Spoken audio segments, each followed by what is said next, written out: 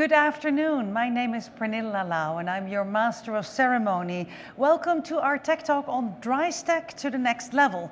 For our viewers, if you have any questions, you can send them to the chat at Metstrade Connect and we will definitely answer them.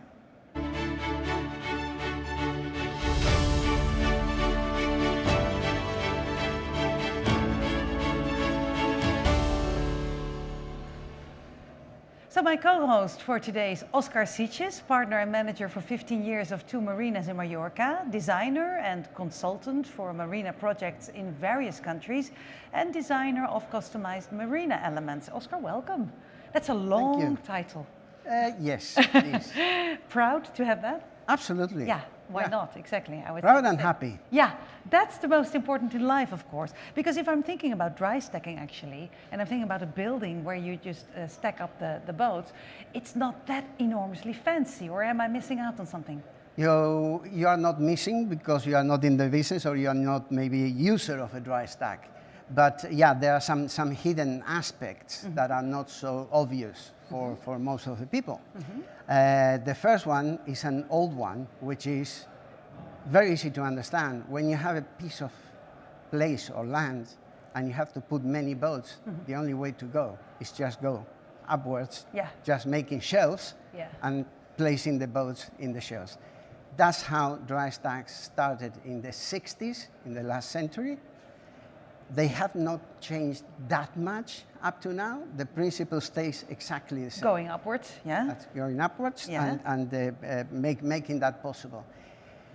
A newer thing is the aspect that when you keep a boat in the dry stack, you do not have to put any anti-fouling or any paint with, let's say, poisonous elements that would pollute the water. Yes. So keeping boats in dry stacks keep the water clearer and better quality. Yes. That is not realized immediately, but it's a big advantage. It is, and now we're talking so much on sustainability these days, exactly. and that's exactly what's going on in the marine leisure industry. This is a very important point, of course. Any other hidden aspects that we should know about? No, I mean the first one was stacking the things, and the second one was this of the anti-fouling. Yeah, the anti-fouling. No need of anti-fouling. Yes, exactly. Well, we will be talking about the dry stacking and the next level to it with, of course, guests here in the studio. Could you please be so kind to introduce the gentleman? Absolutely. We have Robert Brown. Robert is CEO of GCM Construction, which is a company in the States that builds up, I mean, complete shopping centers sometimes. Aviation hangars, but he also built the biggest and best concrete marina in the States about 11 years ago, which is Hamilton Harbor. Yeah. It was received with careful views, let's say, but people immediately realized that to have the boats completely sheltered, to have the boats very safe in a case of a hurricane, to have the boats very safe in case of a fire, because inside the concrete cells, the fire can stay where it originates. It doesn't spread immediately. Well, people realized that was a big advantage. And then it takes long time to accept changes in our industry. I mean, we are a little bit too conservative on that matter. But then, I mean, lately we are going to talk about, I mean, he went into creating this ASAR concept, which is a very different way handled dry stack. This is really nice, Robert. You have the best promoter here of all your work. That's welcome. Nice to have you. And then we have Augusto Carosi.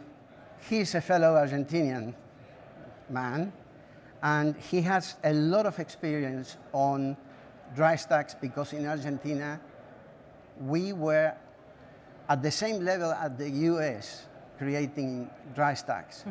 We had about 160,000 small boats in the north of Buenos Aires. You had to put them somewhere. Yeah, exactly. We didn't have the logistics. So dry stacks starting to come up.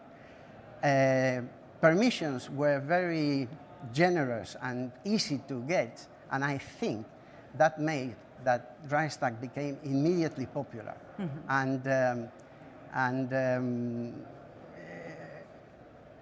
Augusto concentrates on the machinery to move the boats from the dry stacks to the water and back. So let's say you have a shed, and you want to create a dry stack. So he makes the calculations. He tells you how many boats can go depending on the site, and then he designs the machine, installs it there, and you're in business. Yeah, then you're in business. Good work. Right? Thank you very much. Right? Yeah. Okay. Yeah, I think you have some questions for our guests first, because as a co-host, I would like to give you the honor, of course. Yeah. First, can I explain a little bit more about the dry stacks? You could, but I also would love to hear Robert and Augusto on the topic, of course. Okay, now then we'll go to Augusto. Augusto, what do you think is the future of Drystack? I mean, we are actually stuck in the past with several things because we've always done it the same way, and we are not just trying to find ways forward, trying to find ways that the whole operation will be better. So where do you think we have to go just to find these differences for the Drystack operation in the future?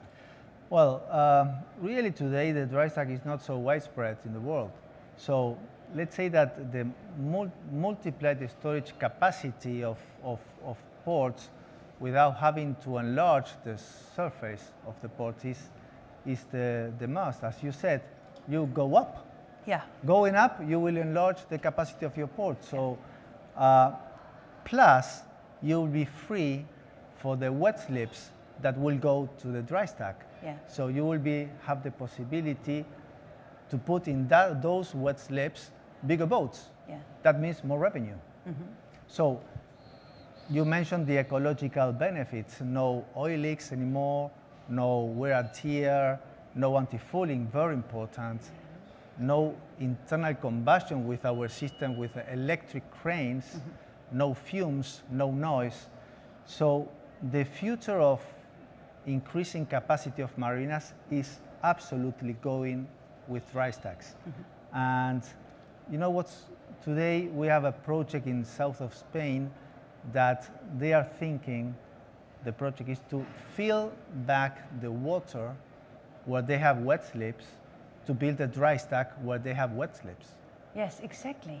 So I was wondering about that. Exactly. Actually. So in the space they have 50 wet slips, they will have 150 dry stacks. Wouldn't that be much more handy? Absolutely, absolutely. And would give also a different view on the harbors. Exactly. And going back to your question, the future of dry stacks. Well, of course, moving for the forklift, internal combustion, pollution to the electric dry stack that we are part in this business. Yeah. And also the automation of repetitive processes. Yeah. This is very important with electric cranes.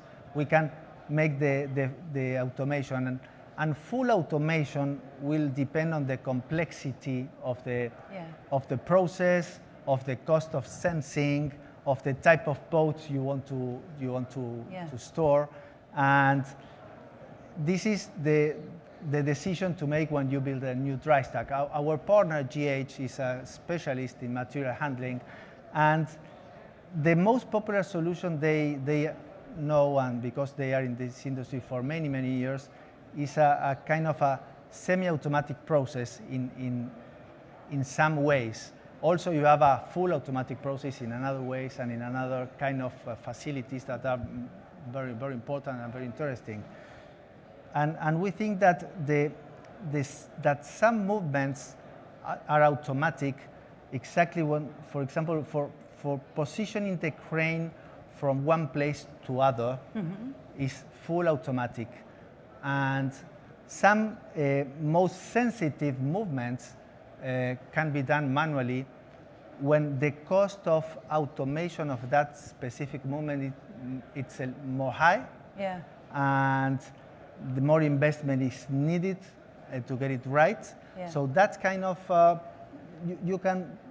operator interferes in the cycle for certain approvals and decisions to get the work done. And automation is a must, of course. May I ask you, Augusto, Yeah. is that really, will that be necessary all the time? I mean, if I'm thinking about the car industry, for example, in Japan, where you see a car driving in, it spins on a circle and there's the robot just putting the car in place in any way you would like. I mean, there's not a real manual operator still in there, am I right? Well, Robert is more expert in that automation. Right, but yeah, maybe you should also immediately take in with your answer the advantages of concrete buildings and the automation, yeah. Well, the advantages, as Oscar mentioned, is the fire ratings, the hurricane ratings. Also, you can make them aesthetically pleasing. So one of the big things that we need to overcome from a dry storage aspect is the aesthetics. We're trying to focus on blending the building into the architecture or the scenery of a particular town or a particular harbor. Yeah. We had one dry stack, we were trying to blend it, a brick look with a 100-year-old bridge. Yeah. So great. rather than having a big metal building there. Yeah. But back to your question regarding the automation of car park, that's a fairly complex proposition. Boats and cars, if you're storing the same size boat or the same size car every time in the same place, it's much easier. Of course. When you start getting different size things and people coming and going, it adds to the automation complexity and the software engineering that needs to be implemented. Back to my colleague's point about that can drive the cost considerably. Yeah, I would say so. Yeah, because you're already talking about the cost aspect. Exactly. You would have to balance out. That's right, it's a balancing act. Yeah, exactly. But another thing about the next steps is the crane status monitoring, because today with the cranes we can monitor every movement and make a predictive maintenance in order to reduce the machine downtime.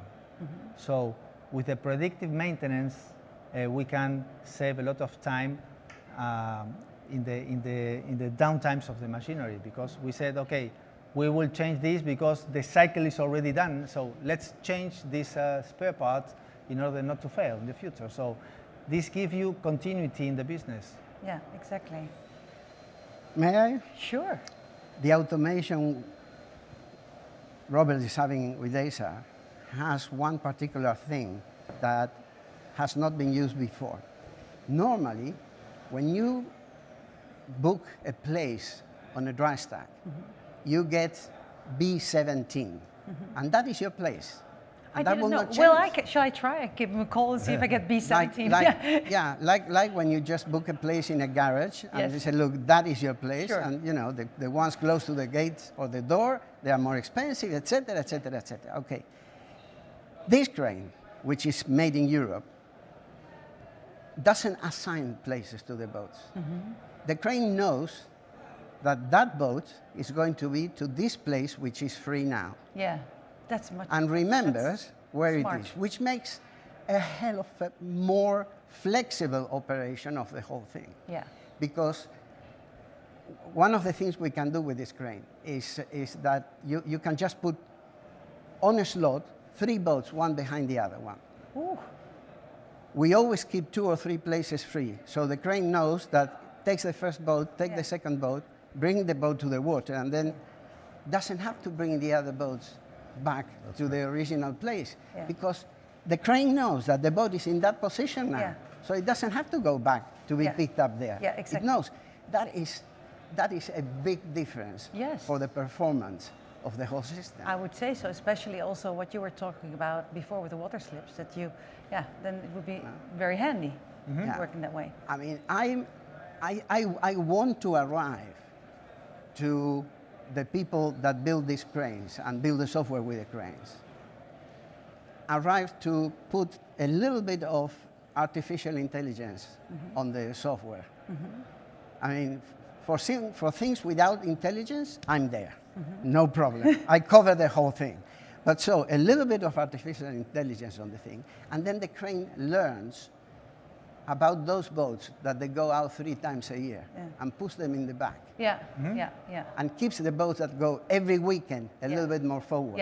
And then again, you are getting better the thing. You are going to make the same money. But you are giving a better time to the client that comes every weekend to use his boat. Exactly. And for me, that is as important Yeah. as the safety of the whole Drystack. Yes, of course. Because the nautical business is people business. It's not robot business, it's not apps business, it's people business. And experience business, right? Yeah. When we have a little bit of experience, that helps a lot. Yeah. But you're dealing with people, people that are leaving home to go and have a good time with their boat. That's what I mean with the experience, yeah. That you have the fun and the experience of, you know, you have to manage the experience in the best way possible. So I find in that way, we can do a lot. If people will tell me, listen, there should be 6 people working here on the Drystack, and you're going to have an automatic machine with artificial intelligence, so, you're making that 5 people are without a job. No way. I will use those 5 people to do service to the client in a different way. Exactly. Yeah. And get the whole thing better. Yeah. Non-technical. Let's call it human, emotional, whatever you want to call it. But then I will increase that. And I tell you one thing, it's going to work, and it's going to work fantastic, because people feel that when you go to a restaurant, to which restaurant you go? Not the most expensive, not the best food, the one that gives you the best feeling, because they know you, they remember your name, they know which is your preferred table or not. Well, no, the thing is, I would feel guilty indeed to say something not nice if the food was not good, but they were terribly nice. Yeah, that's true. But I would also look for the good food. So, and that's the combination that you're actually talking about, Oscar. Give the best combination of the technique, It's a combination. that's the good You cooking, feel the good. good dry stack, together with the best Yeah, service. you feel good with this guy. So you go there and you stay there. Yeah, you're right. You're absolutely right. So Do you this- agree with that, Robert? Did you say that? Is that also the future of dry stacking, or what would you say is going to move in? Absolutely. So in our country, I'm sure it's elsewhere, but it's become a concierge service. So literally where I keep my boat, they valet park the car, they put the ice, the drinks, the sandwiches on the boat. So we're trying to make that boating experience a lot more enjoyable and valuable to the boater, and therefore keep them in the industry for the long term. Yeah. Because we want people to have a good experience with their family and their friends and their kids. And so if we can take that experience and make it a much more pleasant experience, it's great for our industry. Yeah, I agree. Well, guys, I must tell you honestly, I have a little old Russian aluminium boat. You would only get that if you were a good communist. I've not been like that, but I found that boat somewhere. It's very cute. But we are not dry stacking in buildings, we are dry stacking on land. And it's such a pain, because actually now with climate changes also, you never know when you're going to get good weather. And you would like to have the enjoyment of your boat much sooner, or to wait until you actually put it on land. And we cannot move it anywhere if it's out. If it's out, it's out. We have had the big crane for the big boats, all in our little community, and that's it. It's done. What you're saying, it would be so much nicer if you could get the experience that's much more faster and be able to enjoy it. Absolutely. Yeah. Yeah. So there comes a question in the chat that was also on that, right, guys? I think you gave that to me earlier on today. Thank God you did. People asked us, why are dry stacks developed only in a few countries if small powerboats are widely popular? I mean, that's what we're talking about, Augusto. Well, really, electric bridge crane system was not known in the world, really. Somebody asking for service. Yeah, maybe. Oscar. Yeah, This one is dead. wasn't known until we started to present it here in Metz some years ago, really. And we have a great repercussion. You know, Cornel, Oscar, what 4 or 5 years ago, when you know what people visiting our booth, they said, what innovative. Oh. And really, this technology, the crane technology, was used for how many years, Oscar, you know, for 4 years ago.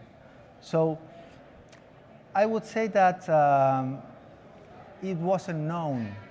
And in the States, the technology was used by forklifts. So the crane technology really, for the world, is a very recent discovery. Yeah. And that's why, I mean, it's not so widespread, the Drystack system. But today, some ports are really overcrowded. Buildings, Oh, yeah. a new marina requires a lot of investment, environmental studies. It's a complex situation. Yeah. Permits. Installing a Drystack in a current existing port will give you the opportunity to increase the capacity of the port. Sure. And give you the opportunity, as I said before, in the wet marinas you are empty because you are putting in the Drystack. You will be able to put bigger boats there, more revenue for you, and more happiness for your customers. Well, and especially what you were just stating, Robert, I mean, to integrate the whole design into the landscape, which is of course a very big advantage because you could have much rules on how high do you go with your dry stacking, does it fit into the regulations of the local government, et cetera, et cetera. So, I mean, that's a great solution also. Yeah. Yes, we were involved in one particular project that took 18 years to permit. Wow. So Can it you can be, as my colleague said, a very complex and laborious task Yeah. to try and get a new development to the table. But we believe, I think all of us collectively believe, that there's an enormous market out there waiting to be developed, and it has to be done in the right way. One of the resistance factors comes from the old, ugly-looking industrial buildings that no one wants to see on the coast, no one wants to see in their backyard. And quite frankly, I don't blame them. The municipalities don't want to see it, no one wants to see it. So if we can, let's say, elevate the level of our industry and what we're doing, and the electric cranes are a big part of that. The noise, the particular project we just completed, there are people living 15 feet away from the building. The electric crane, they don't even hear. Yeah. So it's running in the morning, they don't even know it's there. Yeah. So the noise pollution, the diesel particulate, the new delivery systems, I think they've been a long time coming, and I think that you're going to see them actually take off, and I think we can hopefully develop more European dry stacks, which are severely lacking.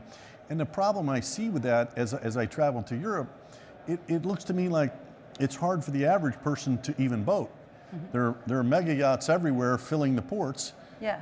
And where do the average person go to enjoy a day of boating or whatever? And the Drystack can bring that to the population. Yeah. And I think if the municipalities and the politicians would realize what a huge win that would be for their constituents, I think we can get there. But Yeah. it's not easy. Think about Amsterdam with its canals, with all the rules right now, when you can go on the canals, when not. How great it would be to have a dry stacking system there where you could just rent out a boat and have that That's experience correct. also. That would be great. Oscar, you are in the head of the ISO norms right now, yeah, on the stacking. Yes. So how far are you? What's Probably going on? ISO will disappear in a few weeks because I'm there. So there is no other way. tell me. I was going to mention that. Yes, I'm the convener of the ISO work group for dry stacks. Actually for yacht harbors all over the world, but we are now, in this very moment, developing the norm for dry stacks. Yeah. And because I'm the convener, and the convener has a say on the whole thing, I push the thing towards the user. I mean, he can do the engineer. He can do the engineer. I want the user to have a great time. Meantime, the boat comes down, or the moment they arrive, they drop the boat and they go home. So we want enough parking for them. We want proper bathrooms for them. We want an office with good information for them. We want the areas where they can walk or not walk clearly marked with anti-slip and the whole thing. We are developing quite a nice rule, very easy for everybody to get along with. But then I would say that ISO, you're giving a good add up to the ISO ideas, right? Yeah. So when will it come?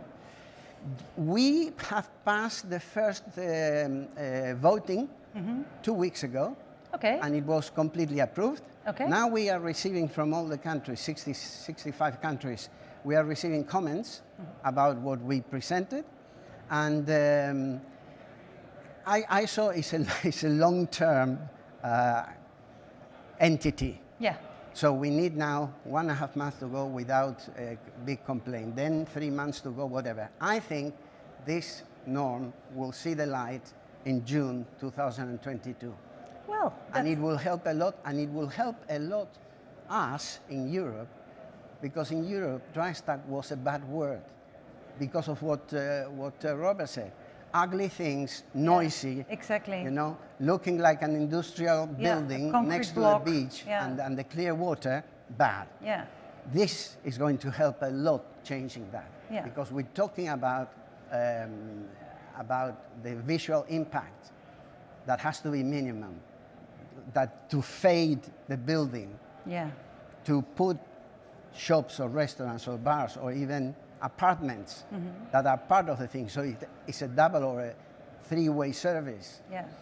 That's what I would like to be part of. Yeah, well, you are part of it, also I am creating part of it, yes. I want to see it done. Exactly. Well, June looks and sounds good to me for a start of those norms. And I would say there's a lot of work for you both to do here in Europe. I'll be happy to see your dry stacking solutions in the landscape and your technique in there. I would like to thank you for joining in on this discussion today. Thank you so much, Oscar, on explaining more what are the hidden advantages of dry stacking also. I wish you the best of luck, of course, with the ISO norms. Thanks a lot. My pleasure. And this has been the TechTalk Dry Stack to the next level. So have a great day at the show. And if you're watching via the Metstrade Connect platform, I wish you a pleasant day full of connectivity. Remember that you can make virtual appointments with exhibitors and visitors at Metstrade during and after the show.